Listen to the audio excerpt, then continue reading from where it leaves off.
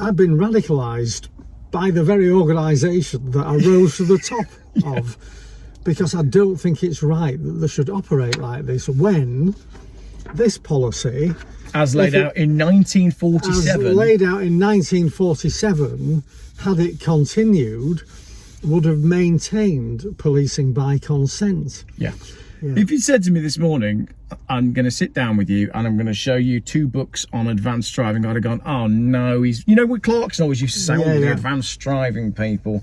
I thought that was going to be the conversation we were going to have, so I apologise. But actually, the conversation we've had today around that table is one of the most exciting conversations I've had in the last few years. It really has been. Well, we're working on something. We're buzzing. We're buzzing. We're buzzing. Hang on to the end of the video because we're cooking something up. But I'll let you go. Right, we're rolling. 2 men, 1 camper van.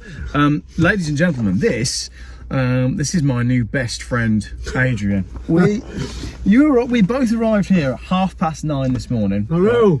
And I thought we'd have a quick coffee and a quick chat, and then we'll make a video, and then I'd go for my swim and I'd be out of here. We have basically become fast friends. For 4 hours we've been chatting in there. I drank 3 coffees. You had about 12 wheeze. Absolutely, old man's bladder.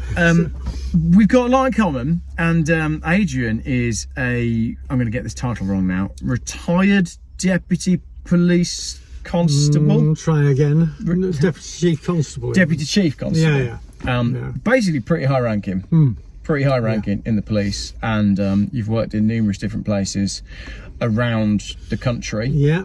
Mainly in Yorkshire and finished in Scotland. You've rubbed some pretty important shoulders. I would say, yeah. Yeah. And speed kills, doesn't it?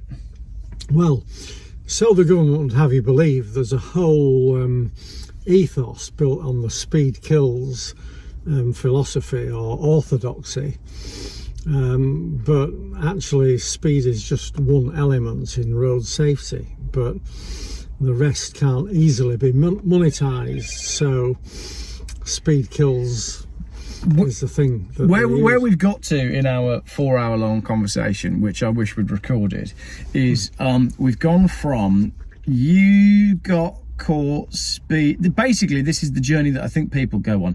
You get caught speeding marginally above the speed limit, and then you realise that you make a number of different connections, and then suddenly everything you've ever been taught about everything is a lie, and you are then a threat to the establishment. In just about 4 or 5 simple steps is where you've got to. Yeah, I think that's right. I mean, people just take at face value what they're told through propaganda, marketing, all manner of things, but they don't get into the nuance of what actually is reality and what could improve things. And so you end up with policies that don't work, but appear to work. Glib slogans like Vision Zero and all the rest of it. That isn't doing what needs to be done. I would summarise it by, if I was to advise the Transport Minister, saying do what's right, not what's easy. It's too easy just to do what's easy. So where your journey sort of started with this is, even while you were on the police force, you realised that speed was not the problem, and policing speed is not the thing to be focusing on. And then when we concluded our chat inside, we were saying you can do the wrong thing right and you can do the wrong thing better, but you're still doing the wrong thing, which is where we get to with AI cameras and all these cameras going up everywhere and average speed limits and all of this sort of stuff. You can get very, very good at catching people, but you're focusing on completely the wrong thing.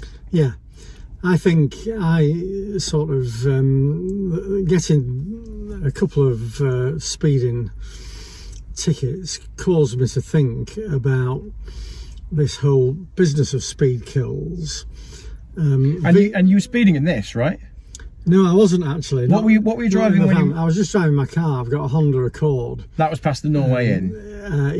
That was just an average speed camera at 3 o'clock in the morning. Let me tell that story a second. So we both have a shared connection to Falmouth, and to get from Falmouth back up to anywhere sensible up country, you essentially have to drive past the Norway Inn. And when you mentioned that, I said, well, I went on a great date there once, and they do fantastic pork belly at the Norway Inn. And then you told me that there's now average speed limit cameras on that road, which I thought was just ludicrous.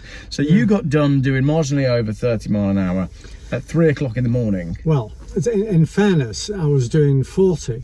Yeah. But the whole issue is that speed limit that people had campaigned for applies 24 hours of the day. And the main concerns that they had were when there was more traffic and more people around, and they wanted to slow speed down. Ironically, the traffic's slow enough anyway in those situations.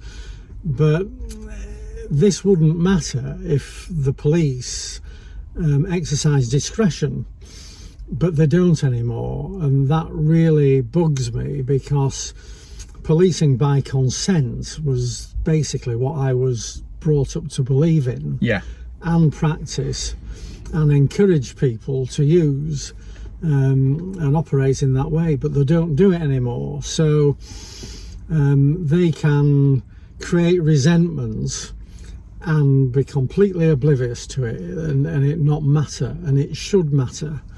And so there needs to be a complete rethink of enforcement policies. Absolutely. So as we were saying as well, in the old days, you might have the police in your local area be involved in the local community, and you made the point that now your first interaction with the police might be a letter that says in huge letters, notice of intended prosecution, which is terrifying. Well, there's two things in just asking around casually recently. Half a dozen people that I know have recently got notices of intended prosecutions. Speeding tickets for anyone watching from abroad. Yeah, basically they've marginally gone over the speed limit. They're not by any means dangerous drivers, they're not hotheads, but the decent people who would not come into contact with the police in this manner were it not for the speed enforcement regime. And three of them were doing good, caring work and returning from that work, but the very old people around, they nurse and people of that nature. And the policy has changed. The attitude used to be, if I can go back to the 1947 policy, and do you mind if I read it? Because carry on. Bear with us on this podcast, because we've just done, as I said, we've just done a 4-hour chat on everything, and essentially by the end of it, I'm pretty sure we started a revolution. We've now got to share that with you on camera, so bear with us, and we'll talk you through it. We've got to ram this home, really. It's a bit wordy, and it's a bit clumsily worded, but I think it's really worth hearing this. And it's the report of the Road Safety Commission, 1947. And this set the tone for policing by consent, which Sir Robert Peel, when he founded the police force, was adamant that we needed to police in this way. This translated Robert Peel's work into enforcement policy. And this is a direct quote, and it says, any system under which fear becomes the controlling factor in obtaining the required reaction amongst so large a section of the public who, as individuals, are generally law-abiding, is not, we think, likely to produce the most effective results. Let me have a go as well. Any system where fear is the controlling factor for getting a reaction among a large section of society who, as individuals, are law-abiding, is not going to produce results. Fear doesn't work. So the speed kills mantra is designed to create fear in everybody. And on that basis, you drive around fearful.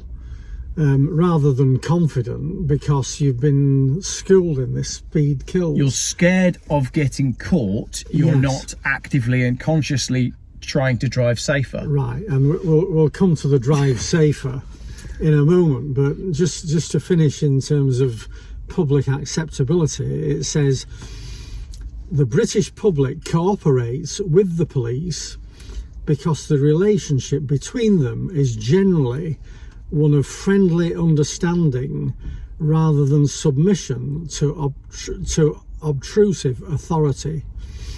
And the more it is realised that the policeman is the friend of the motorist and cyclist who wishes to be a thoroughly safe driver or rider, though the deadly enemy of the deliberate offender, the greater will be the cooperation between the police and road users, and the sooner will the standard of road behaviour be improved. It's so interesting looking at that from 1947 Yeah. and comparing it to where we've got to now. Yeah, completely. So, in other words, we've now built this gulf between the police, who we saw as our friends and supporters of people who were decent, law-abiding citizens, and we can talk about how heinous it might be to exceed a speed limit by a few miles an hour. We're not talking about criminals. Well, that, yeah, for the purpose of this conversation as well, we are just focusing on motoring. I'm not going into two-tier Kia and everything that's gone on and people being arrested for tweets. Park that for another day. We're talking about car drivers here. Yeah. Motorists, road users. Yeah, completely. But here's the issue. The real villains who should be harshly dealt with and taken from the road get away with it. To the detriment of normal law-abiding people. Yeah, we just have a one-size-fits-all policy that takes no account of whether you were driving safely, what your driving experience was, whether you're amenable to help to improve your driving, anything. It's just you're now on a par with the most heinous villain, really. And you know, we spoke about people that steal cars, Yep. run them as pool cars, shared between criminals to go out on crime sprees on false plates with no insurance. They are disproportionately involved in fatal road accidents. Yeah. But the detection rate for car thefts is 5%.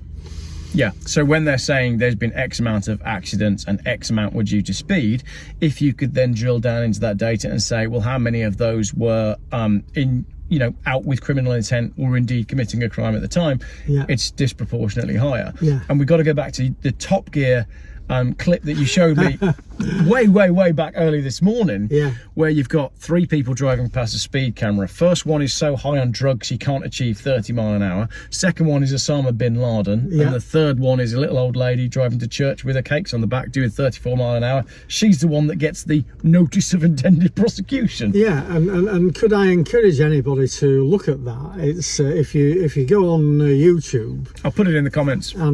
Search speed camera rants. It's Jeremy Clarkson and co. It's an old one as well, isn't it? It's an old one, but it was when the thin end of the wedge of speed cameras coming in, and they've proliferated since then. But it shows that if you're a person that wants to avoid detection, you will make sure that you don't go through the speed camera in order to be seen, but that you can quite innocently, with nothing to hide, just drift over the speed limit quite safely and reasonably, and you're the person that gets done, the real criminal. And it highlights Osama bin Laden, and a person who's high on drugs escapes detection. So I'd imagine at this point in the video everybody's commenting with where they've been caught by cameras or vans that park up in deliberate spots, or all of that sort of stuff. And indeed, it's a crime to flash someone and let them know that there's a police cash machine further down the road as well. They've now criminalised that. Yeah, so the whole point of this is that good policing is policing by consent and uses discretion, uses professional judgment, lets the officer at the scene decide what response they should make to what they've witnessed.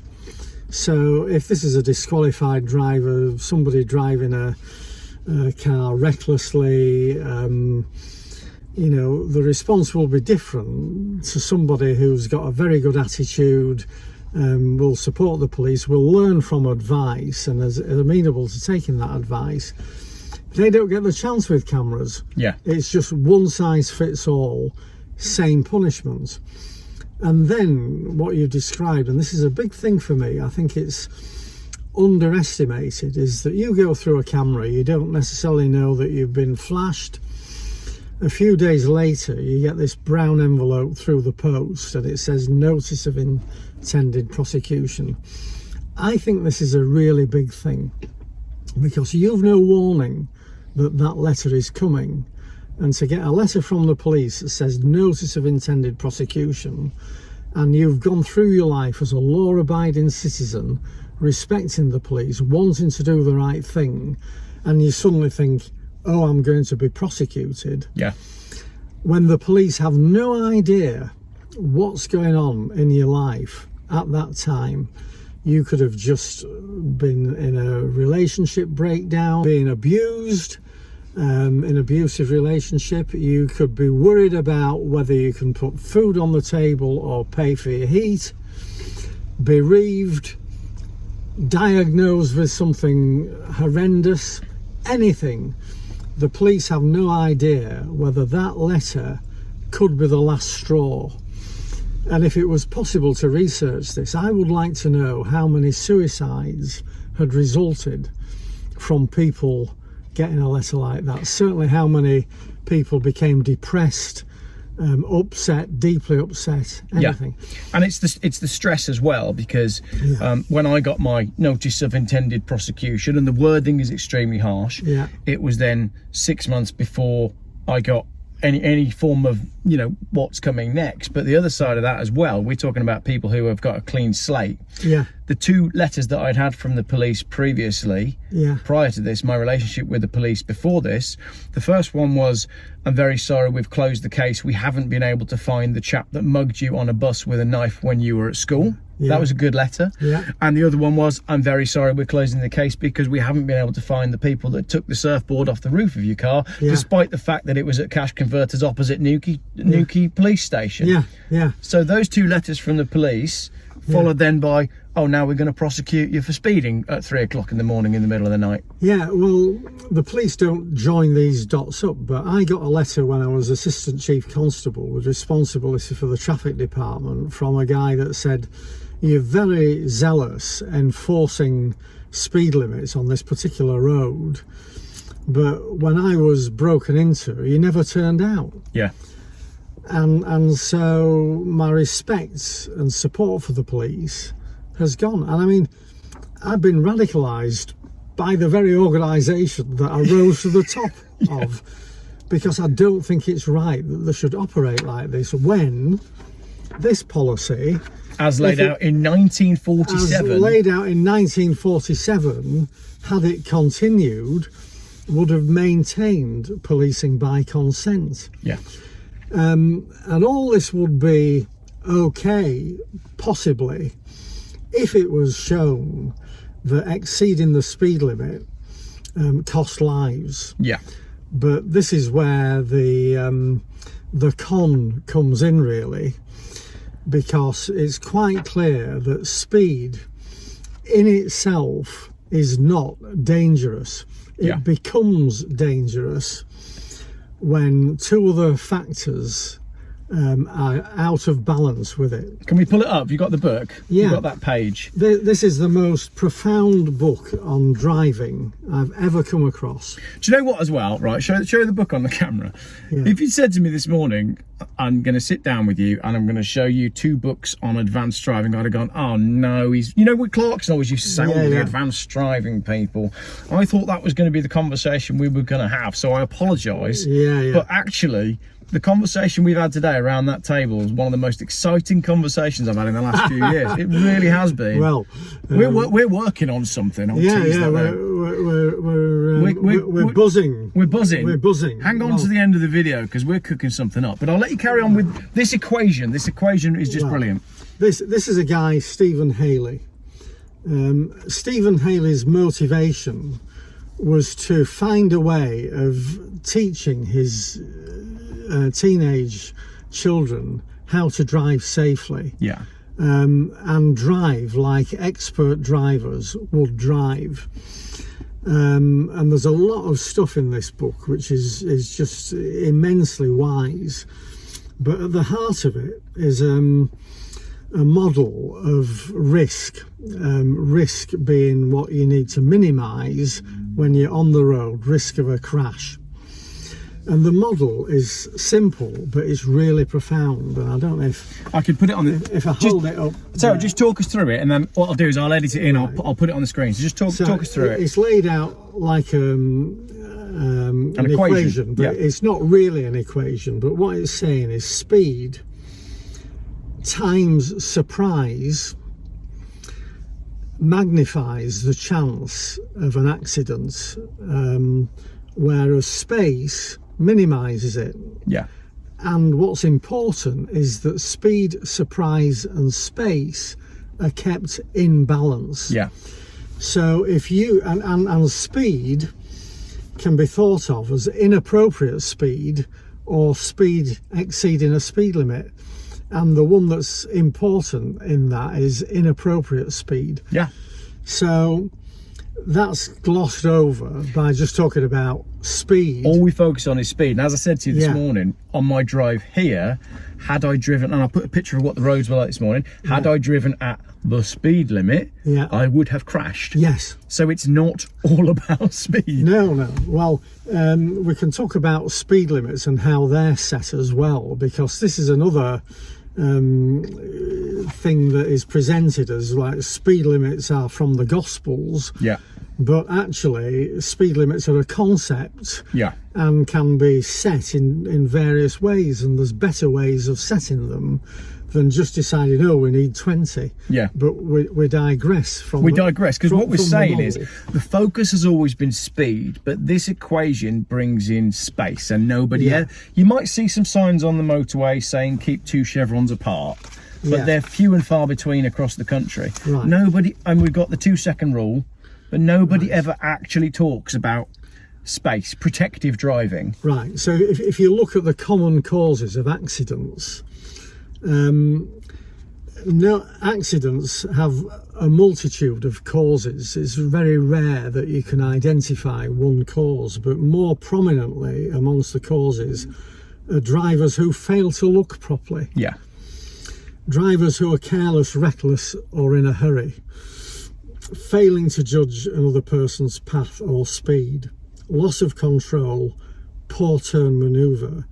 These are the top 5 factors overwhelmingly in accidents. So distraction is whatever. So the concept of surprise is that you read the road and anticipate what might happen and you drive accordingly. So you look at surprise first and say, am I likely to face a situation here that could lead to a crash? And in order to avoid that situation, you create space around the incident that you anticipate. You then automatically adjust your speed accordingly. And that might involve going faster and reducing your time exposed to danger. Yeah. Or it might avoid going slower until whatever you've seen has cleared. And this is the thing. When you pass your driving test, you are predominantly taught, and I know they've tried to bring in things like hazard perception at some very low level in more recent times, but you're predominantly taught to use your hands and feet in order to control the vehicle. What this is teaching you is the thinking skills that really keep you safe. So this is about safety. Yeah. Hands and feet is about controlling the vehicle, very basic. So the mind aspect of it, you don't get until you've been driving for perhaps 2 years. And I think that's gotten worse as well. Yeah. But I also think as well, coming back to the space thing, when you, as we like to do late at night when we can't sleep and we're watching, you know, dash cam videos, right? I think there should be a course where people have to sit and watch those, because 9 times out of 10 with those dash cam videos, it's because people haven't been driving in that manner that you say. It's not anticipating stuff. It's sitting too close to things. It's not driving to the conditions, and it's not expecting that element of surprise. That's a really, really good example. I'm glad you brought that up, because we didn't discuss it earlier, but in the new year, I'm looking to run a 10-week course on mind driving, thinking skills for better driving. And I've looked at these dash cam videos. Yeah. And there's a repeating pattern of things that people do. For example, I will never, ever approach another junction on the left without looking as to whether anybody's going to approach it and come straight out of it, because loads of people do. I will never go through traffic lights on green again and assume that the vehicle on the other side has stopped on red, because they don't. And so logically what you would do is you would look as far ahead as you can and work backwards.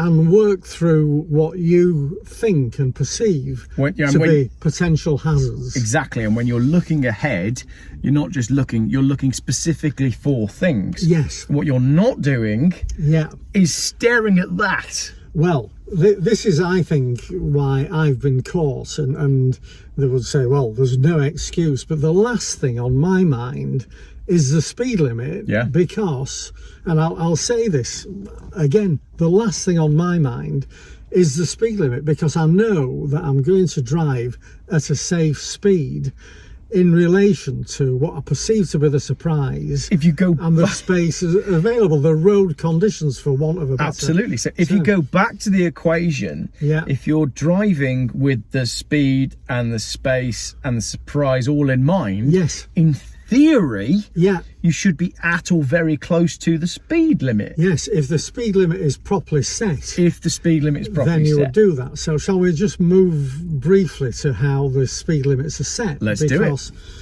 there used to be a protocol of setting, if 100 vehicles on a road that had no restrictions drove on this particular road, 100 vehicles went through, there would be a natural variation of the speed that drivers considered safe. So 100 drivers would drive within a range that they deemed to be safe.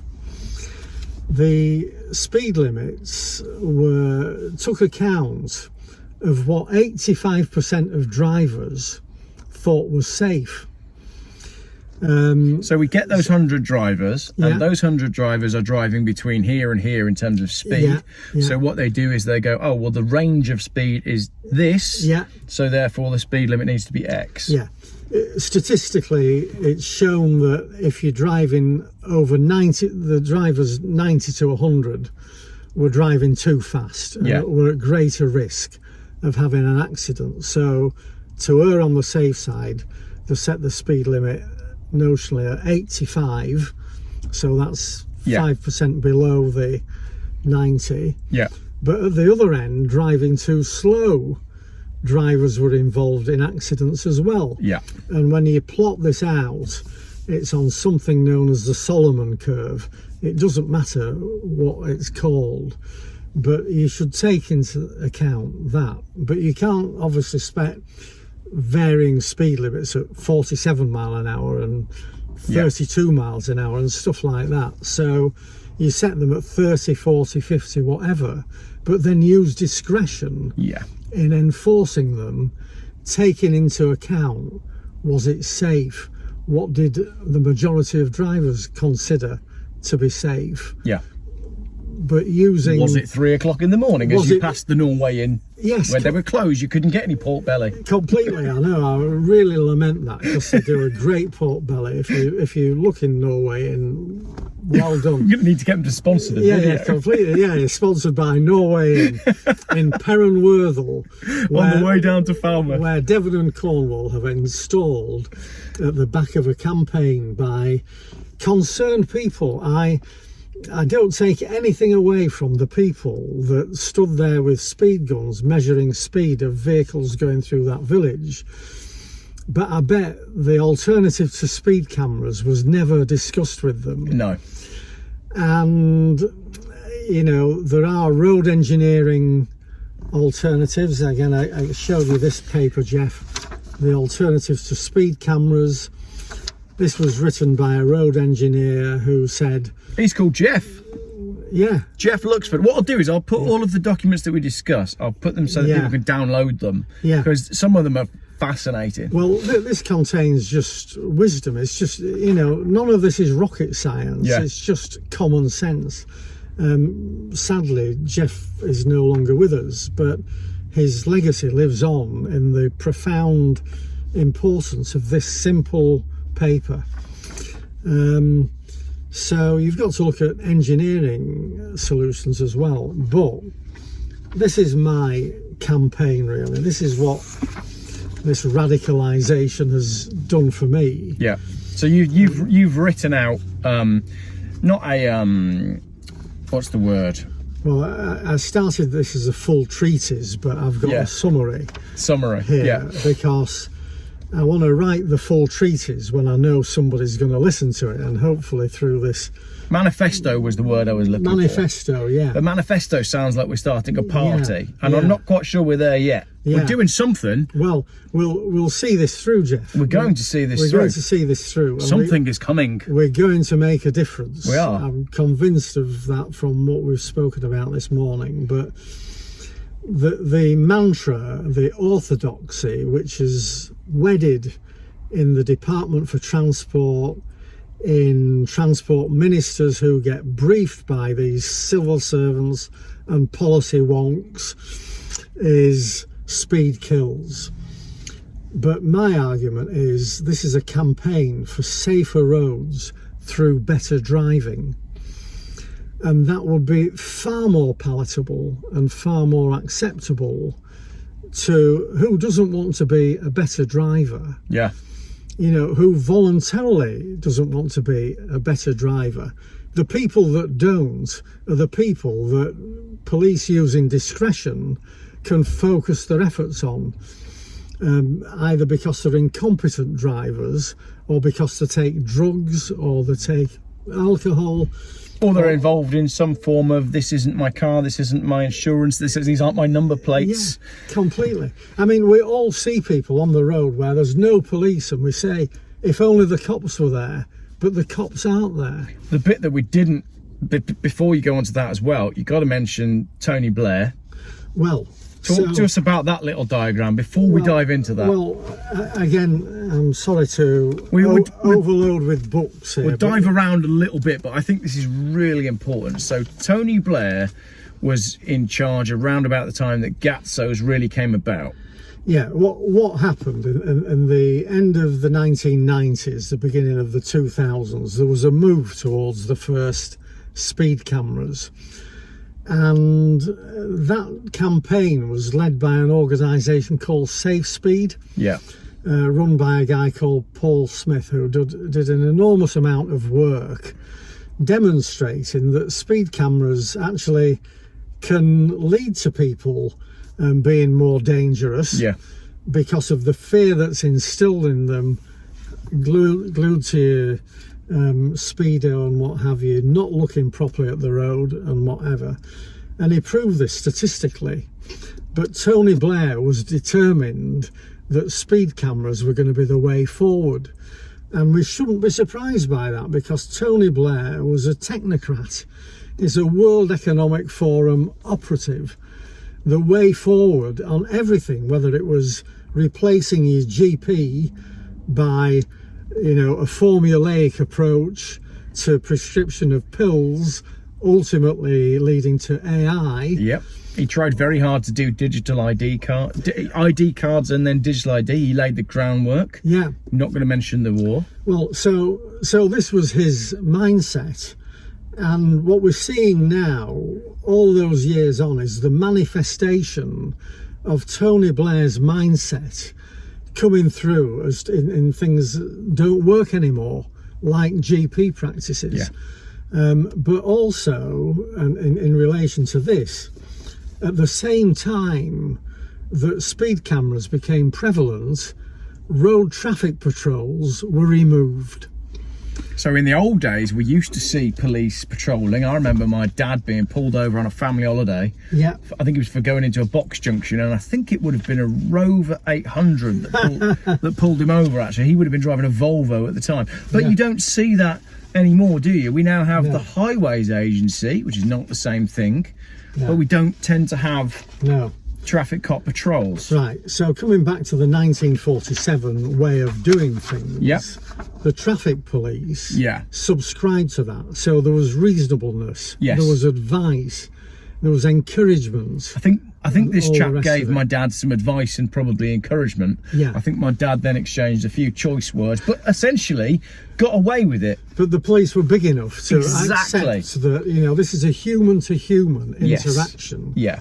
What we're now faced with is, you know, the speeding tickets I've had recently, there's been no accountable human being involved in the process at all. And I can complain about this because when I was a chief superintendent in West Yorkshire Police, I ran 5 speed camera tickets units, and we used discretion. How many cameras do you think would have been across those 5 units at that point? I wouldn't like to say because it's a few years back, but the point is that a lot less than there are now. But you know, there was an accountable person who were my 5 unit managers who received these letters and read them. Yeah. When I got done by Devon and Cornwall Police, I'll mention them because we've already mentioned the Norway Inn. We have. And Devon and Cornwall Police are zealots in speed camera enforcement and AI. It's got strange, and I documented the AI camera in Devon earlier in the year.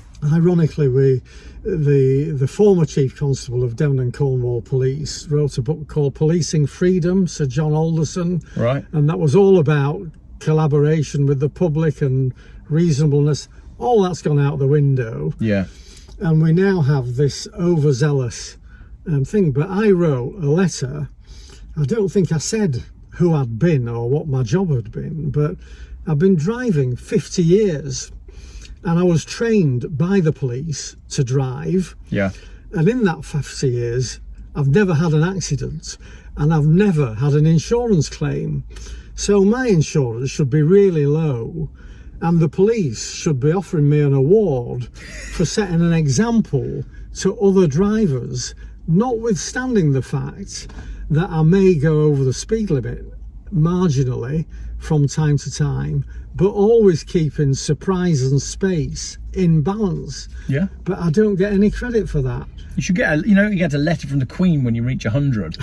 If you reach 40 years without an insurance claim, you should get a letter from the Chief of Police. Well, completely. Well, it should be reflected if insurance policies were fair in a reflection in your premium and maybe, you know, get a refund or get a year off or a year free from them or something like that. Yeah.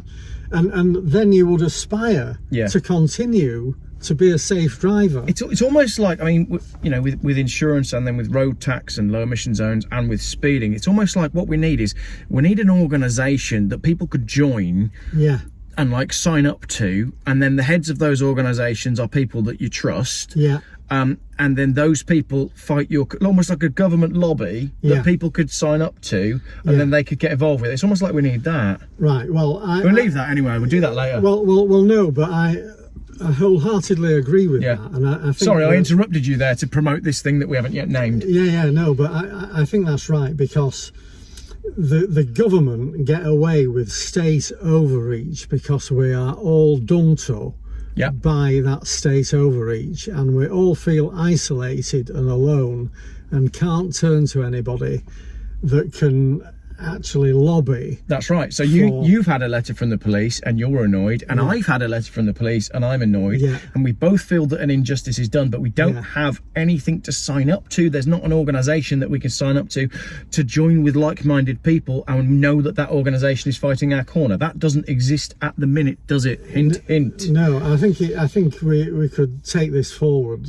certainly in that direction as a campaigning organisation. I mentioned that my last ticket was in an area which was pure entrapment. Yeah. It was on a short stretch of road from a village at 30 mile an hour, going 300 yards further on to a 60 mile an hour limit. There were no side roads joining it.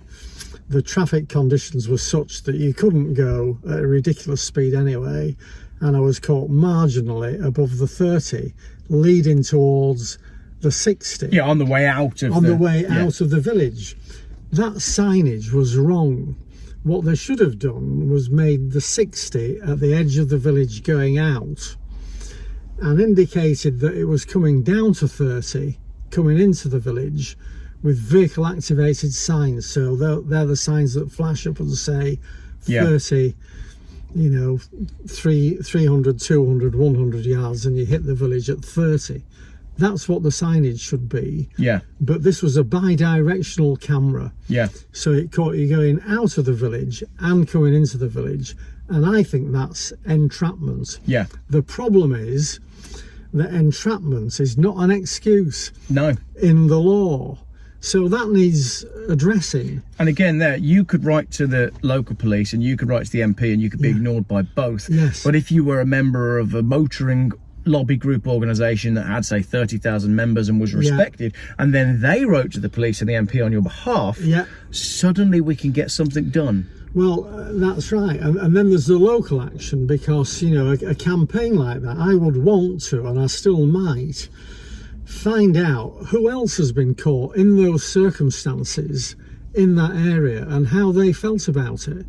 And, I would think the majority would feel aggrieved. And that would allow you to empower the people to make positive change. Completely. We have got to fight back but in a reasonable way, and the authorities have got to see that we mean business. That's right. And you should sign up using the form that is in the pinned comment to the thing that we haven't yet named. Yes. Because we came up with it. Absolutely. But it's happening. Anyway, back to, you were looking after 5 speed camera areas and you'd use discretion. So when a letter would come in and say, I'm very sorry, the reason I was going at 36 in a 30 was because my dog had had an accident and I was on my way to the vets, you would be able to say, this guy's all right. Yeah.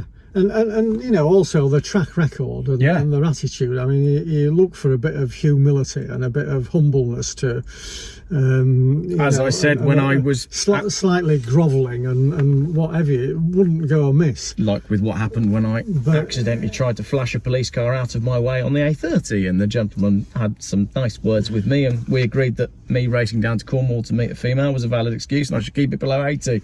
I'm saying nothing. It would be remiss of me to comment on that, but just while we were touching on Tony Blair, I'm going to put another book in front of the camera, which is a fabulous account of all the different things. From BSE to global warming, why scares are costing us the earth. Yeah. And if I refer back to, where's your 1947 thing? Any system under which fear becomes the controlling factor basically doesn't get results. Yes, right. I'm looking forward to ordering that book. So coming back to this can be all good. Can we advertise on here? Yeah, of course we can. This was in stock in World of Books. Yeah. At £3.50. Excellent. Just the other week, and there were 7 copies, and I've recommended it to 3 people that have bought it. Be sold out by the end of this. So this video, by the end of this video, get your copy. Sponsored by World of Books and the Norway Inn. But the relevant chapter is chapter 10, and it's Speed Kills, a safety scare that costs lives. Yeah. And my argument is that even if accident statistics are falling, they could always fall further if you're operating a scheme of continuous, never-ending improvement of your driving, which is the old systems thinking way of doing things, rather than the just indiscriminate. And this book sets out very enlighteningly the nature of the campaign that Safe Speed in its day were running against the advent of speed cameras. Yeah. And people ganged up against Paul Smith. So Paul was the advocate of saying speed cameras are not the answer. Yeah.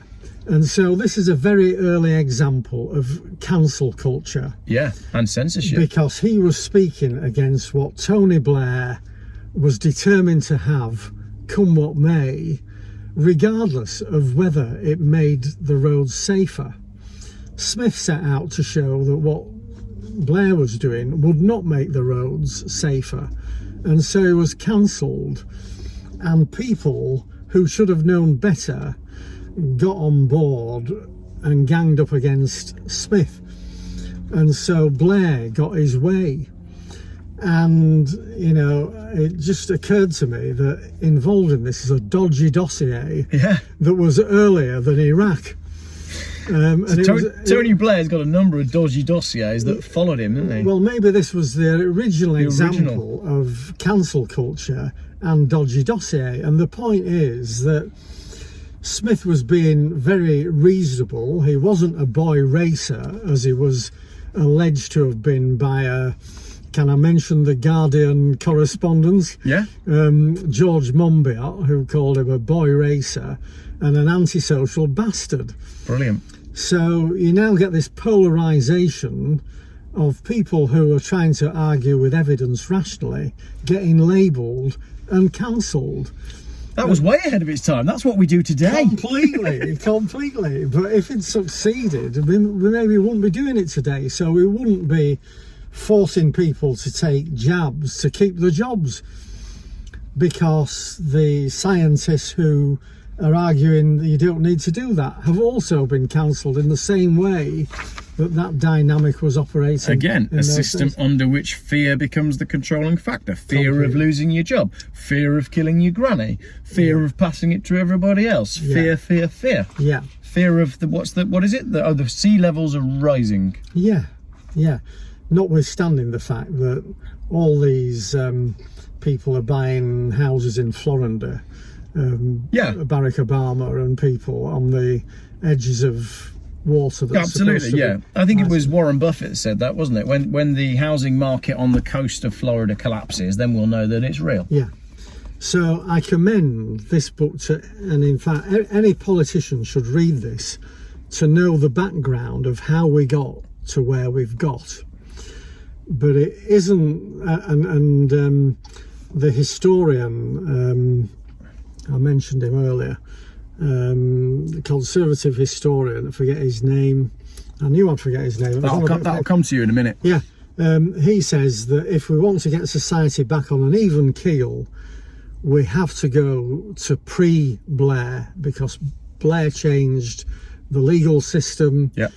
He brought in quangocracy, which means that unaccountable quangos now decide road safety policy, and the transport minister can wash the hands of it.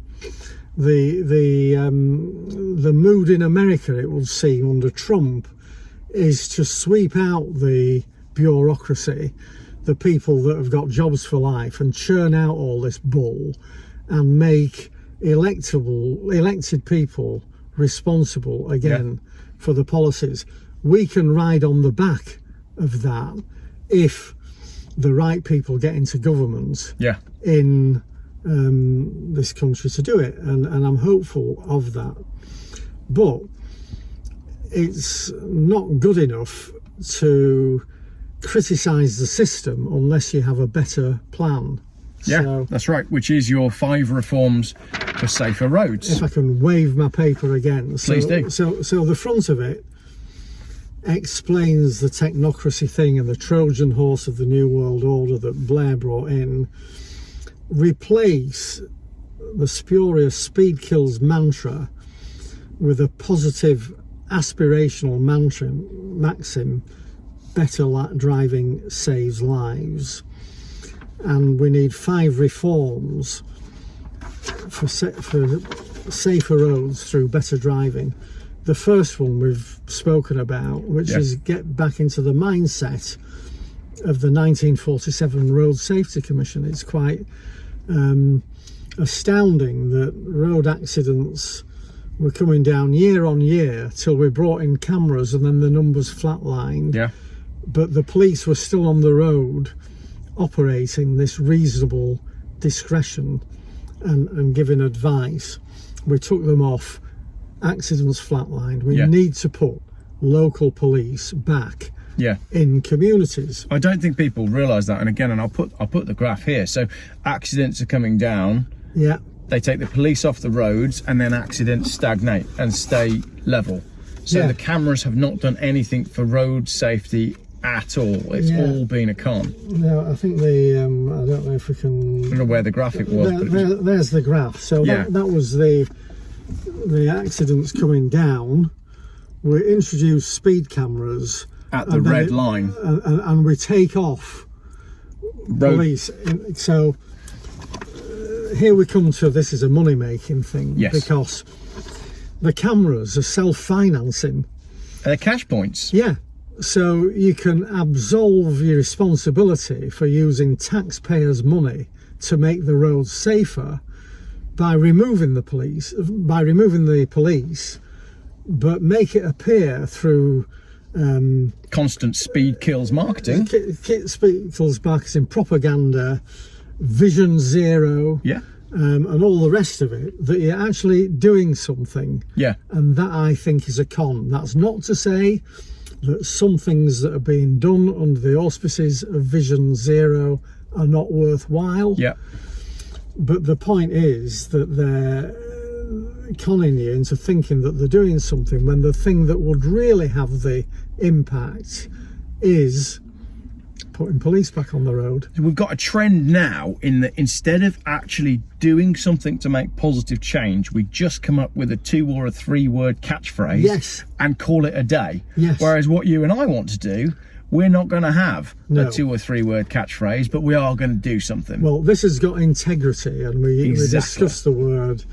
It's captured in the expression, do what's right, not what's easy. That's right. So it was easy for Blair and just say, right, we'll save all this money. Cameras are self-financing. You've got to pay for the speed awareness courses as well. All coercion. Because the legal system doesn't give you a voice anymore.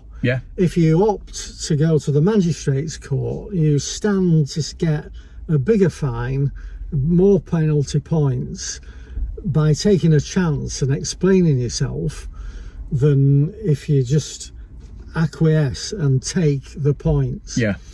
And that can't be right. That policing by coercion is not policing by consent. So is that right then? If you fight your case and want to take it further, you're more likely to get a harsher punishment? I think that beyond a certain threshold above the speed limit, it's statutory that you will get double the points. Wow. So if it's 30 miles an hour speed limit and you get caught at 40 and you went to the magistrate's court, they could still, I think I'm correct in saying this, give you the same penalty. But if you're doing 43, they would have to double the points and increase the fine. I think that's correct, but it's along those lines. So you're deterred from taking what is everybody's right, I presume, under Magna Carta, or was, having some sort of say before punishment is meted out, and some sort of discretion allowed by the court. But it would never get to that stage if the police were operating and operating this policy. That's right. So if point 1 of your reforms for better driving was made, you would not be in that position in the first place, unless it was in the scenarios where the punishment was justified. Because you would then remove the allegation of this is a police slate. This is tyranny, and none of us should live under tyranny. You know, it's a libertarian philosophy. What's wrong with that? The state should have minimal intrusion in your life, but this is accelerating intrusion and they're getting away with it. So Yeah. if Safe Speed had been able to nip this in the bud and not been cancelled, we wouldn't be where we are today. Yeah. Now we're trying to nip it in the bud.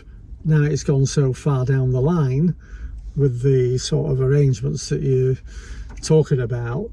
If we don't do that, then they'll just walk over everybody and we'll all be controlled, and the fine ultimately will be taken out of our wallets in digital currency, controlled by the state. Absolutely, unless we all sort of club together and form some form of cohesive lobby group that is run by people that you trust, that have integrity, and that you believe in to do the right thing. It'd be good if we had that, wouldn't it? Yeah, and it would be good if we had politicians that had absolute integrity. Yeah. And were brave enough to take on the system, which nobody's been brave enough to do this. The transport ministers, you need a, dare I say, Margaret Thatcher type resolve to say, no, we're not doing this. No. Yeah, even if she did the wrong thing in the right way, that's what you need. But at the moment as well, going on to, before you go on to those, we don't have anywhere to put our support behind at the minute. The AA aren't doing anything. The RSC aren't doing anything. None of the automobile organisations are actually. I'm shocked every time Edmund King comes out and says anything, because he's just not on the side of the people that are financing his organisation. You've hit the nail on the head. You've got to follow the money. Yeah. So turkeys aren't going to vote for Christmas, are they? No, that's right. All this corruption. Again, I marvel if Elon Musk, on behalf of Trump, does what they're going to do. All the blob, as we know it in this country, all the deep state, will be cleared out. And then we can get back to honest policing, honest law enforcement, and a weight lifted off all our shoulders. But we're not all suddenly going to become boy racers, because if you follow the mind driving philosophy, you are responsible drivers. Which brings me to the heat should be switched to the Driving Standards Association, because we're letting people loose on the road who aren't properly trained on the basis of having learned the hands and feet skills. They then gain a bit of experience, but they don't come back to demonstrate the thinking skills that are contained in mind driving here. So you could have, I know there's talk about graduated licensing. But that's a punitive thing as well. And we don't want punitive things. We don't want punitive. Because people would just switch off. If we sat here and said, I think we should have a motorbike system whereby when you pass your test, you can only drive. But insurance kind of does that anyway, unless you've got all the money in the world. We want to encourage people to do the right thing and gain experience doing the right thing without doubling down on fines and stuff while they're doing it. But this will just alienate young and novice drivers. That's right. Who need the most help, and who the traffic police locally would help and could help and save lives because of it. Because ultimately it's all about saving lives, and we don't have the human contact with people to enable us to. I think you make a good point there. For you and I, it's all about saving lives and looking after people. And when you start looking at the way things work at the moment, you realise quite quickly that actually it's not about looking after people and saving lives, is it? And the other thing on being a better driver as well is, it helps if you know at what point your tyres are going to give way. How hard can I brake at this speed before my wheels lock up? And I think with modern cars, with all of these assistance things, it makes you a worse driver, because youngsters coming through only driving modern cars are going to be relying too much on the tech and won't appreciate that if you drive an old Volvo and the ABS doesn't work anymore, you can't quite use your full brakes in the snow because it's going to lock up. Completely. Makes you a better driver when you know your car better, and you get to know your car better by perhaps driving it hard every now and then. Well, absolutely. So we're not going to victimise people for driving quickly, but we want it to be done safely. It's got to be done within the context of keeping speed, surprise and space in balance. Absolutely. If we only focus on speed, then the other two factors aren't accounted for. And the biggest risk is surprise. And the equation works wherever you put it. This isn't a license to drive whatever speed you want. It's not. It absolutely isn't, because surprise and space will automatically curtail your speed. Exactly. But if they said you could do a ridiculous speed because there's not going to be any surprises and you've got plenty of space, I would still caution that, and mind driving says it doesn't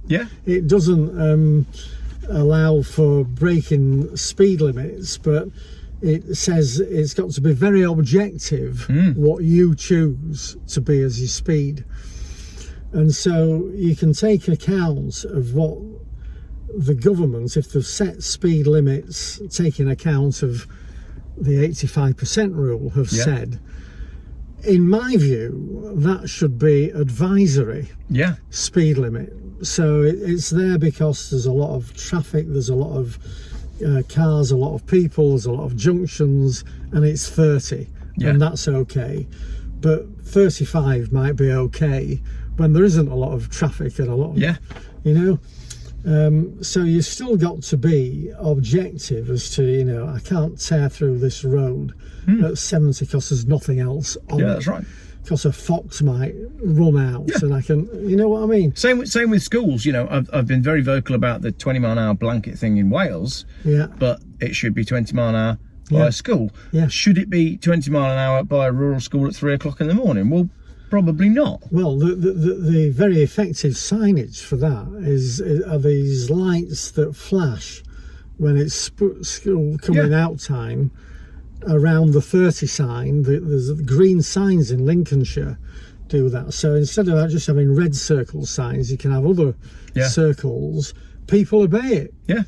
Whereas if you had a camera, it will be there 24 hours a day. Exactly. There's a very good YouTube video where a guy's getting done outside a school in London at 2 o'clock in the middle of the school holiday in the afternoon.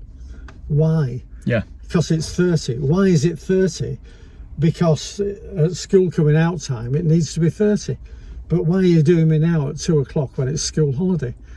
That's the sort of enforcement that we've now. And we want a return to sensibility, don't we? Common sense. It's not difficult. So my common sense 5-point plan, shall we? Back to the 5-point plan. Number 1 was the 1947, a return to not policing on fear. The second one we've spoken about is we need a common language and understanding of how to minimise risk. And that's embodied in Stephen Haley's profound model of speed, surprise, space. If I stopped any driver in this car park now and said, what are the factors that lead to risk? Nobody will trot off speed, surprise and space. Nobody will be able to analyse the near miss that they've had in terms of, well, I didn't keep speed, surprise and space in balance, because they won't understand that. Why won't they understand it? Because they've never been taught it. They've been taught hands and feet skills, and to use another expression, you never get a second chance to make a first impression. So if you're teaching this from the outset and you know that you're not going to get a license until you can understand speed, surprise and space, then you might get, in my scheme, you would have a graduated licensing scheme that isn't punitive, but starts you off at preliminary level, hands and feet skills, safe enough to go out on the road like you deem to be at the moment, but you're not fully qualified until you've done stage 2, which majors on the thinking skills, the mind driving. So you've got to be able to articulate for every situation what you're seeing in terms of speed, surprise and space, and put it into practice. And that will be stage 2 of your test. And then achieving that would be a badge of honour. So it's aspirational, whereas now it's, well, I've got bloody points and what have you, and I'm resentful and what have you. let people aspire Yeah. and help them to become good. Yeah. So I'll maybe jump about this here, but I've got an idea that you could pilot this in a local community, and you would get the local night school running mind driving courses. So ever the one to try and put my money where my mouth is. Yeah. I've got a mind driving course teed up, subject to enough people subscribing to it. Yeah. Next year it'll be a 10-week course, and it will cover mind driving and including topics like young and novice drivers and the particular issues that they face, which again Steve Haley has explained in incredible detail. And we might bring some driving instructors in for that and what have you. But allied to that, so you'll get a cohort of people go through that course, and if it was to run throughout the year, you'll get a bigger cohort of people that have been through it, and then that town would become a safe driving town. Yeah. Because eventually you get a critical mass of people who've been influenced by this additional training to what they got in the preliminary training that they got. I mean, they give awards to villages for having the best flower display. Completely. Why could it not be something like that? So a proud community where if you are a road driver, you stand out. Yeah. And peer group in the community says, if you drive like that, you're going to kill my child, you're going to kill yourself, you're going to...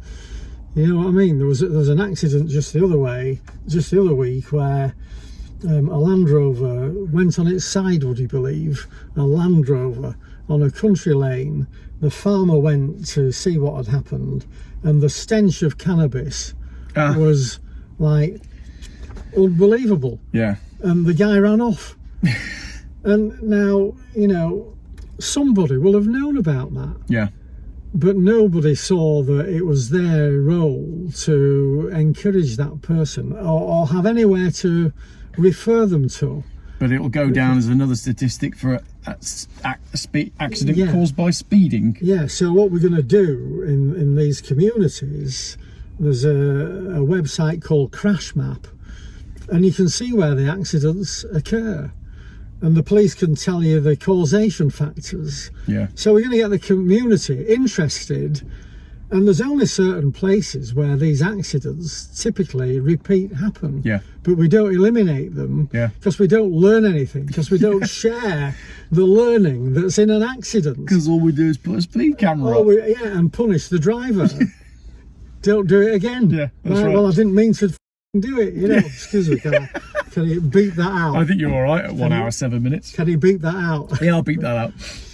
So that then would lead to a campaign then. So we've got the policy of discretion, a la 1947. We're training speed surprise space, and the DSA adjust the licensing system. Yeah. Some sort of progressive licensing system, preliminary, provisional, and only full license when you're competent in mind driving. Then I'm going to lobby, they won't like it, but I'm going to lobby for a local traffic police officer based in this area. They don't have to cover 24-hour cover, but they're a local traffic officer who follows the 1947 philosophy and is known and trusted to be reasonable and effective. I mean, that person could also like go to schools and colleges and that sort of thing. Completely. Do a bit of outreach. Well, yeah, they can be part of my mind driving course and stuff like that, and show videos of, you know, whatever mistakes are commonly made at particular locations in the town and stuff like that. But it enables the public to build the trust with the police, knowing that if they say, I think my neighbour is driving while disqualified, that the cop won't shop the person that's told them and will take action to deal with them. Or if, you know, I think he goes to the pub every night and he comes home in his car over the limit, the cop could head that off and say, I've got reliable information that you drink over the limit every night. Yeah. But again, there's a big difference between having a word on a Thursday afternoon and waiting until, you know, parking outside his house at midnight and waiting for him to come back. Yeah, completely. So that person will thank you. Yeah. And might think that, you know, I've got a bit of a problem here, but keep going. Yeah. And somebody's going to keep you out of jail. Yeah. And thank you and willingly sign up for the mind driving course or whatever. That's right. Or we can have mentors that have done the mind driving and drive with people and just observe them and give them feedback. A mentor scheme, why not? But there's, you know, pupils that pass the test can be offered this as a follow-on from the test. Obviously the test regime will change under this, but so there's lots that you can do creatively to get better driving, but there's no will to do it by the government because they've binned all this off to technology, self-financing by drivers that don't do the right thing. Well, that's just it, because your title is a campaign for safer roads through better driving. Britain's speed camera policy needs reform. And I said earlier on when we were having coffee, safer roads and better driving. No, we never hear anything about either of those. Not a thing. Well, because they choose not to address it or put it in the too difficult box. So it comes back to do what's right, not what's easy. Exactly. And, you know, once you network with people, as we were speaking earlier, and you get people on board, there are people that can help with this. Much about community involvement in this. There's sessions that can be run for the community. People come along to all of that.